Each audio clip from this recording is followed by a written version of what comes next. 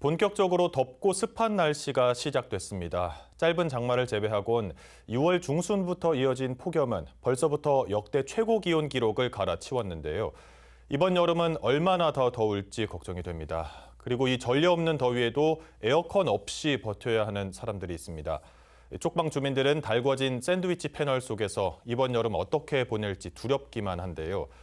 오늘은 대구 쪽방상담소 오현두 팀장과 쪽방 주민들이 처한 현실과 그 위기에 대해 이야기 나눠보겠습니다. 안녕하십니까. 바쁘신데도 스튜디오에 나와주셔서 감사합니다. 먼저 쪽방상담소가 어떤 일을 하는 곳인지 그리고 팀장님에 대해서 우리 시청자분들께 소개 한 번만 부탁드립니다. 네, 쪽방상담소는 대구 지역의 500여 쪽방 주민을 지원하는 복지단체입니다. 예전에 IMF 이후로 실직 노숙인들이 거리에 많이 생겨남으로 인해서 그 노숙인들이 처음으로 이제 거주하는 공간이 쪽방이라는 조사가 되면서 2001년도에 개소하게 되었고요. 이분들을 생계, 주거, 의료, 그런 자활 서비스를 지원해주는 그런 곳이고 저는 거기서 사업팀장을 맡고 있습니다. 네, 올해도 역시나 기록적인 더위가 이어질 거란 예측이 많습니다. 얼마 전에도 폭염 속 쪽방 주민들의 실태에 관한 조사도 있었는데요. 더 가까이에서 지켜본 이 숫자로 표현하지 못하는 쪽방 주민들의 모습은 어떻습니까? 일단 여름 밤을 지내기가 굉장히 어려워하십니다. 예. 뭐 일반 주민들 같은 경우에는 집에 돌아가서 샤워하고 네. 선풍기 에어컨 틀고 자면 되지만 이분들은 선풍기 한 대 혹은 뭐 에어컨이 있어도 틀지 못하는 가구 이렇게 이제 샤워를 하고 나서도 거의 4시간 정도 평균 주무신다고 합니다. 더워서 잠에 들지 못하는. 네네네. 그러면 밤에는 열대야 때문에 이렇게 잠도 못 주무시고 있다가 낮에는 사실 더 덥잖아요. 낮에는 어떻게 보내고 계십니까, 그분들은? 낮에는 무더위 쉼터나 공공역사나 그리고 공원이나 이런 그 기관에 이제 가시는 경우도 있고요. 자기들만의 어떤 쉼터들이 있어요. 예, 여름에 쉬어야 된 쉴 공간들이 있기 때문에 거기에 가서 좀 땀을 식히시거나 아니면 네, 더위를 피하게 되는 거죠. 낮에 또 그분들이 더위를 잠시 피할 수 있는 곳이 있어서 참 다행이라는 생각도 들고요. 또 쪽방 상담소에서는 그분들의 이런 여름 나기를 위해서 어떤 걸 하고 있는지도 한번 소개 부탁드려요. 저희 기관에서는 이분들이 조금이나마 여름을 좀 네. 건강하고 시원하게 나게 하기 위해서 대구시랑 같이 얼음물을 매일 배달해 드립니다. 네. 500ml짜리 생수지만 그걸 얼려서 갖다 드리면 그 하나를 가지고 배기도 하고 가지고 있다가 물로 마시기도 하고 합니다. 그리고 이제 냉방 공간을 지원해 주는 사업도 하고 있고요. 냉방 물품을 지원해 주는 사업도 하고 있습니다. 사실 우리가 쪽방 주민들의 어려움을 생각하면 뭐 겨울에 보일러를 틀지 못하고 또 추위에 또 떨고 계시는 분들을 생각하게 되는데 어떻게 보면 여름이 더 위기일 거란 생각도 듭니다. 이 쪽방 상담소에서 바라보는 쪽방 주민들의 여름은 좀 어떻습니까? 겨울과 비교해서도 한번 말씀해 주시죠. 겨울 같은 경우에는 시민들이 불우이웃을 도와야겠다라는 정서가 기본적으로 깔려 있습니다. 그러나 폭염 시에는 이 12월 중에 가장 한가운데에 있기 때문에 다들 바쁘게 생활하다 보니 주변에 불우이웃이 있는지 어려운 사람이 있는지를 돌아보기가 좀 어렵죠.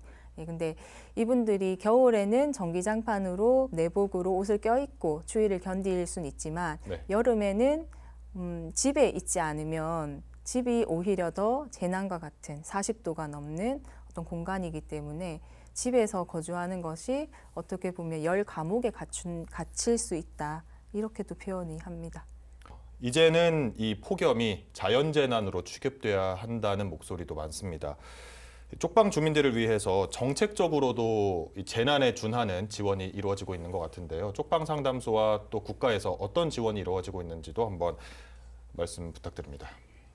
대구 쪽방 상담소는 대구시와 같이 아까 전에 말씀드렸던 얼음물, 냉방 공간, 냉방 물품 지원뿐만이 아니라 네. 지금 이제 쿨루프 사업이라고 해서 쪽방 건물에 단열을 단열이라기보다는 이제 열을 조금 차단하는 효과가 있는 그런 시공을 지금 준비하고 있고, 또 에어컨 같은 경우에도 추가적으로 11대를 더 설치를 했습니다. 그리고 통합 돌봄 모니터링이라고 해서 네. 의료팀, 시설안전팀, 그리고 복지팀 이렇게 각 팀들이 그 저녁마다 이제 쪽방촌을 돌아다니면서 네. 이분들의 안부를 묻고 건강을 체크하고 온열 질환이 있는지를 확인을 합니다. 네, 그런 모든 자원들이 이제 대구시에서 지원이 되고 있습니다. 이제 여름 밤에 특히 온열 질환자가 많이 발생한다고 들었습니다. 올해는 아직까진 다행히도 없다고 들었는데 맞습니까? 네, 아직까지 다행히도 참 다행이게도 아직 온열 질환은 없지만 이 쪽방이라고 하는 물리적 주거 공간이 네. 사실상 기저귀 질환이 있는 쪽방 주민들에게는 오히려 더 취약하게 작용되기 때문에 폭염 시에는 더 기저 질환이 더 안 좋아질 수도 있고, 네. 그리고 저희가 매주마다 가면서 혈압을 체크를 하는데 없던 혈압이 고혈압으로 나타나는 경우도 많이 네. 있어요. 그래서 제가 이제 간호사나 의사분들한테 물어보니까 이게 폭염 때문에 혈압이 좀 높게 나올 수도 있다라고 말씀은 하시더라고요. 또 이 여름을 견뎌내는 것이 이분들에게 생존이 걸린 문제라고도 들리는데요. 이젠 어떤 지원이 좀 더 필요하다고 보십니까? 어떤 지원이라기보다 근본적인 해결이 되어야 될 네. 것 같습니다. 쪽방이라고 하는 건물 구조 자체가 단열이나 그런 것이 되지 않기 때문에 이분들이 정부가 지원하는 임대주택으로 주거 상향을 할 수 있게 네. 오히려 임대주택을 좀 많이 늘리고, 그리고 임대주택 가운데서도 공가를 한시적으로 이분들에게 임시 주거 공간으로 지원해주는 그런 정책들이 필요할 것 같습니다. 방금 말씀해주신 에어컨, 쿨루프 설치 사업도 의미가 있는 지원이지만 좀 더 근본적으로 이분들이 거주할 수 있는 환경 자체를 개선하는 방안이 여름이든 겨울이든 좀 더 안전한 환경에서 살 수 있게 하는 방법이라는 생각이 듭니다. 이 여름과 그리고 쪽방 주민들의 안전한 생활을 위해서 일반 시민들이나 아니면 저희가 할 수 있는 후원이나 또 참여할 수 있는 방법이 또 있을까요? 이분들이 가장 필요로 하는 것이 먹거리이긴 하지만 네. 또 생필품 하나를 사는 것도 돈이 들잖아요. 네. 그래서 집에 남는 샴푸, 비누, 칫솔 이런 거 있으면 저희 기관에 후원해 주셔도 되고요. 그리고 또 가장 좋은 방법은 같이 현장에 가서 네. 이분들이 어떻게 생활하고 계시는지 같이 현장 봉사를 신청해 주셔도 좋을 것 같습니다. 생필품을 나누는 것뿐만 아니라 현장 봉사를 어떻게 신청하면 되는지도 자세히 한번 알려주시면 보고 계시는 시청자 여러분들께서도 마음이 좀 더 생기실 것 같습니다. 어떻게 신청하면 되나요? 저희 자원봉사능력개발원이라고는 법인 홈페이지에서 이제 신청을 하시거나 저희 법인이나 저희 쪽방상담소로 전화를 주시면 자원봉사 담당자가 자세하게 안내를 해드릴 수 있고요. 저희가 봉사단체로 VMS나 1365에 등록이 되어 있습니다. 네. 그래서 그쪽에 수시로 올리는 게시물을 보고 신청을 해주셔도 됩니다.